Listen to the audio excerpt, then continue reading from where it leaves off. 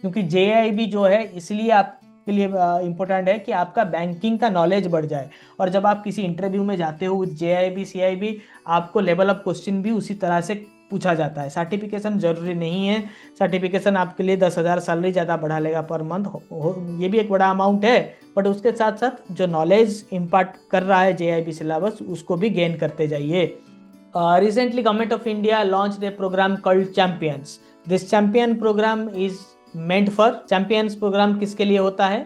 It is MSME sector, champions के लिए MSME. ये सब चीज़ें हमने ऑलमोस्ट कहीं ना कहीं बैंकिंग में पढ़ा है। अगर आप क्रेडिट मैनेजमेंट के लिए हमारे साथ थे तो एमएसएमई में मैं हमेशा चैंपियन सेक्टर के बारे में बात करता हूँ।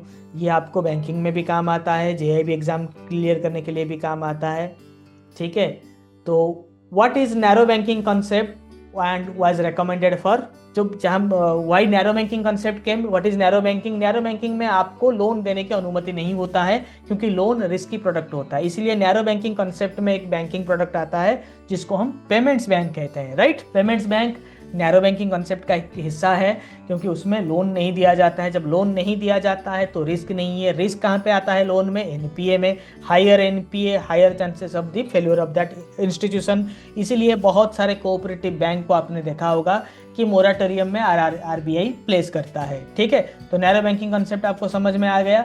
और ये नरसिम्हम कमिटी 1998 में इसको रेकमेंड किया गया था। Many public sector banks were facing the problem of high NPA, some of them had gross NPAs more than 20%, but कभी कभार था। अभी तो सब कुछ रिड्यूस हो चुका है। कुछ लोगों ने अपना जो बुक है उसको क्लीन भी किया है, मतलब एआरसी को, एसेट रिकंस्ट्रक्शन कंपनी को, अपना जो लोन पोर्टफोलियो है, जो बैड डेट है, उसको भी सेल किया है। ये भी एक रीज़न है।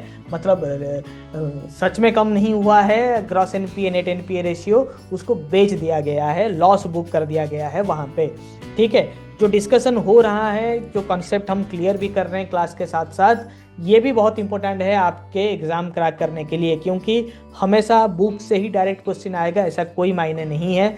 तो अंडरस्टैंडिंग होगा तो आप एलिमिनेट कर पाएंगे। जब हम मैं बात कर रहा हूँ बिटवीन द लाइंस, जो लिखा नहीं है उसको भी मैं बोल रहा हूँ आपको, एआरसी, बैड डेट्स, ये सब को भी आप थोड़ा सा याद रख के चलिए, समझ कर चलिए। And you can tell me आपको सही लग रहा है कि नहीं लग रहा है जो एडिशनल कंटेंट के बारे में मैं बात कर रहा हूँ। क्योंकि जेआईबी जो है इसलिए आपके लिए इम्पोर्टेंट है कि आपका बैंकिंग का नॉलेज बढ़ जाए।